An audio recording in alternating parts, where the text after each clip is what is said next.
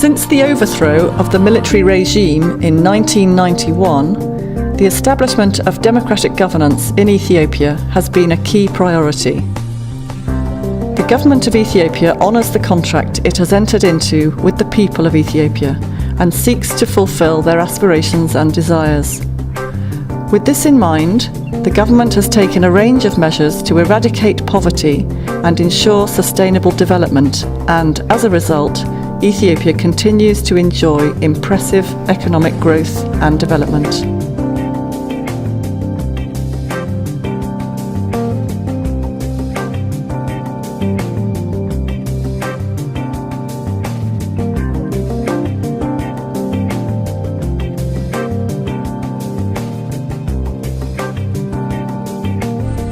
Among the priority sectors of Ethiopia's development endeavour is the construction of physical and social infrastructure. One key priority is the energy sector. Ethiopians consider that energy plays a pivotal role in the pursuit of fighting poverty and in promoting peace and stability in the region and sub-region.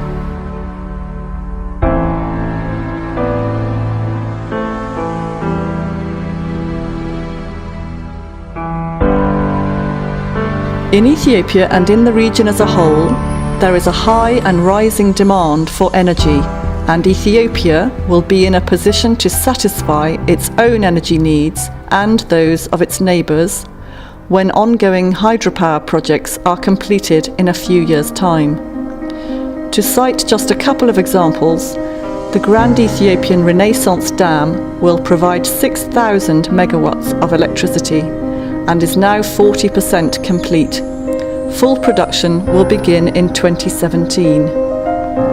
Another energy project, which was begun 5 years ago, is the Gilgil Gibe 3 hydro dam, which is currently 87% complete and will go active in early 2015, producing 1,870 megawatts of electricity.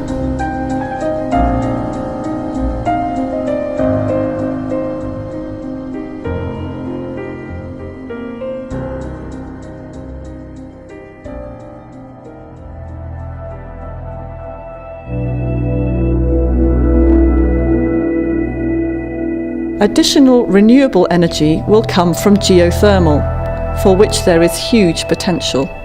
Reykjavik Geothermal has begun to construct a geothermal energy station, and the first phase will produce 500 megawatts of electricity. It will produce an additional 500 megawatts once the second phase is complete. Concerning wind energy, this can be efficiently tapped in Ethiopia, where 170 megawatts of wind power is being produced so far. This will rise to 500 megawatts in 4 to 5 years' time, but the potential is vast.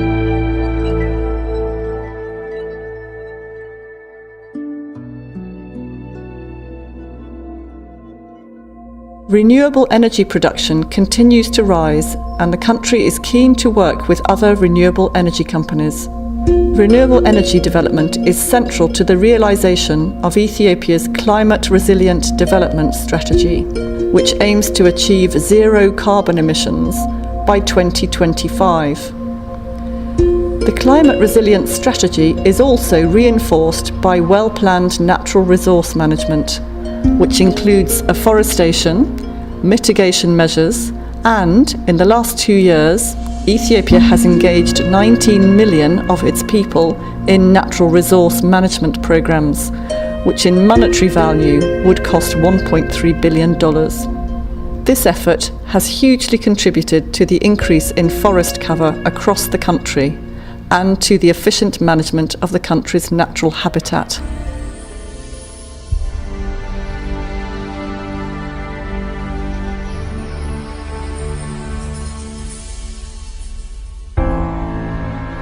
Ethiopia's development is being realized with the construction of a variety of modes of transport.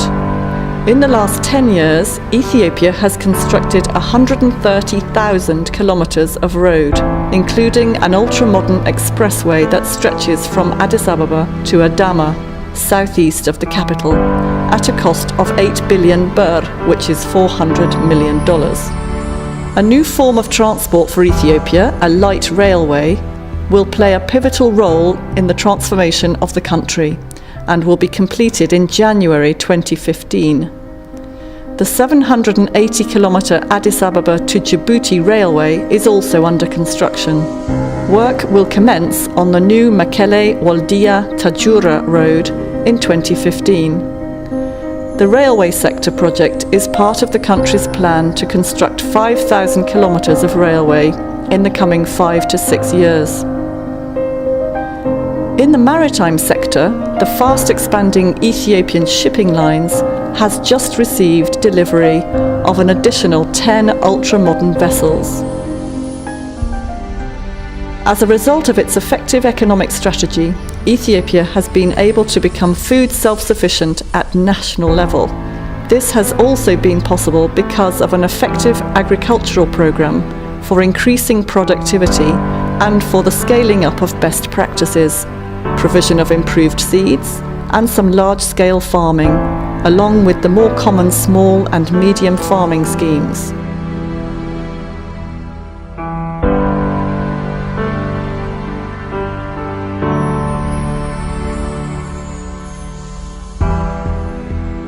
Ethiopia combines nature and history and has much to offer visitors. The tantalizing beauty of the Rift Valley Lakes and Simien Mountains, 800 endemic bird species that are of great interest to birdwatchers, unique fauna and flora such as the Gelada baboon, the Walia ibex, and the Ethiopian wolf, to name just a few, demonstrate Ethiopia's natural abundance. Ethiopia's 3,000-year history has been a source of world civilization, from the ancient kingdom of Aksum to the exquisite rock-hewn churches of Lalibela, the fascinating grandeur of the 17th century castles of Gonda, and a wide range of beautiful mosques. These all have their own way of demonstrating to the visitor the rich historical and cultural heritage. In Africa, there are 39 World Heritage Sites, and 10 of these are in Ethiopia.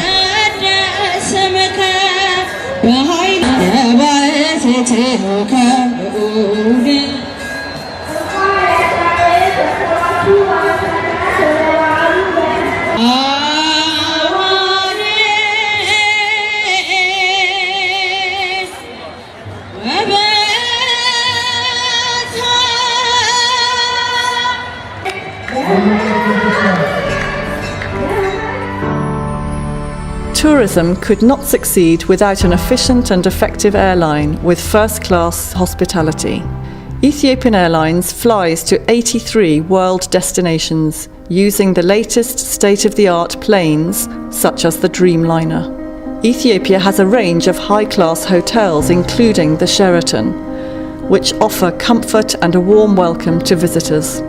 The number of 4- and 5-star hotels has grown immensely in the last 5 to 10 years, but Ethiopia is seeking to build yet more. This sector offers huge opportunities for investors.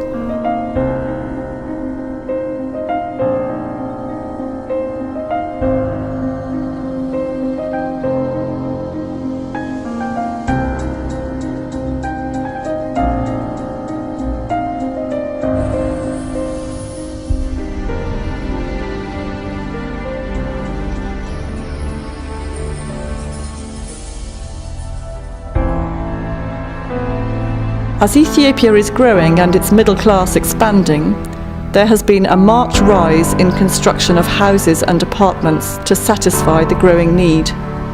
Last year alone, over 500,000 houses and apartments were built in Addis Ababa and across the nation as a whole.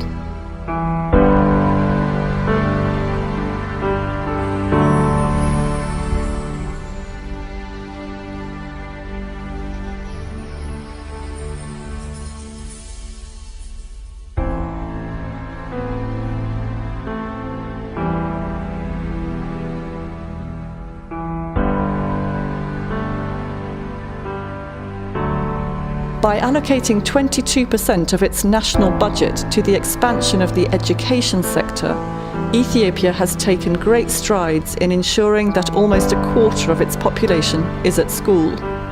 In addition to the student population in primary and secondary schools, there are currently 400,000 students studying in Ethiopia's 32 universities, which have been constructed in all regions of the country in recent years.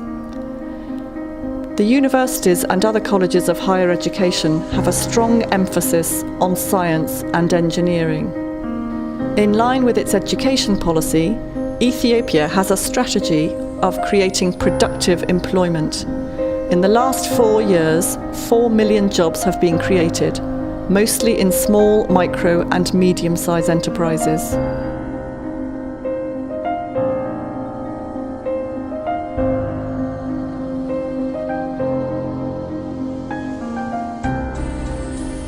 As the vast majority of the population is between 18 and 25, there has been a strong emphasis on an efficient health service founded on prevention, particularly in the past 10 years. The deployment of over 40,000 health extension workers has enabled the provision of basic health services to even the remotest areas of the country. There is also a parallel effort to improve tertiary medical services by building more hospitals and high-grade clinics, and by training doctors in greater numbers.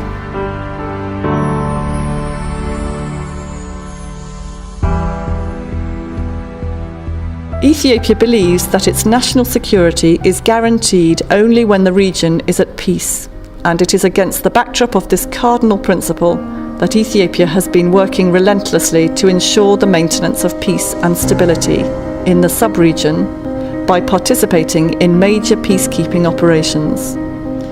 It is currently playing a lead role in Somalia within AMISOM, in Sudan within the hybrid UN peacekeeping force in Darfur, as well as its latest mission under the UN banner in Abyei in South Sudan. Ethiopia has previously participated in peacekeeping operations in Liberia, Rwanda and Burundi. Ethiopia's contribution to peacekeeping is appreciated by world leaders. In discussions with Ban Ki-moon yesterday, we discussed how critical it is for us to improve our effectiveness when it comes to peacekeeping and conflict resolution. And it turns out that Ethiopia may be one of the best in the world, one of the largest contributors of peacekeeping, one of the most effective fighting forces when it comes to being placed in some very difficult situations and helping to resolve conflicts. So Ethiopia has been not only a leader economically in the continent, but also when it comes to security and trying to resolve some of the long-standing conflicts there. We are very appreciative of those efforts, and we look forward to partnering with them. This will give us an opportunity to talk about how we can enhance our strategic dialogue around a whole range of issues, from health, the economy, agriculture, but also some hotspot areas like South Sudan, where Ethiopia has been working very hard trying to bring the parties together. In the last 2 decades, Ethiopia has been engaged in building democratic institutions and legal frameworks, and this has enabled the country to ensure peace and stability and improve good governance. The country will hold its 4th general election in May 2015, and the government is working to ensure that the elections will be free, fair and transparent.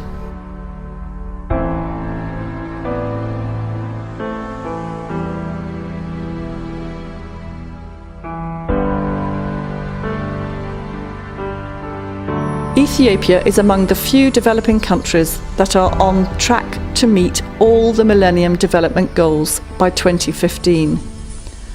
Once again, Ethiopia's progress has been recognized by world leaders. When I spoke previously at the Africa Summit about some of the bright spots and progress that we're seeing in Africa, I think there's no better example than what has been happening in Ethiopia. One of the fastest growing economies in the world.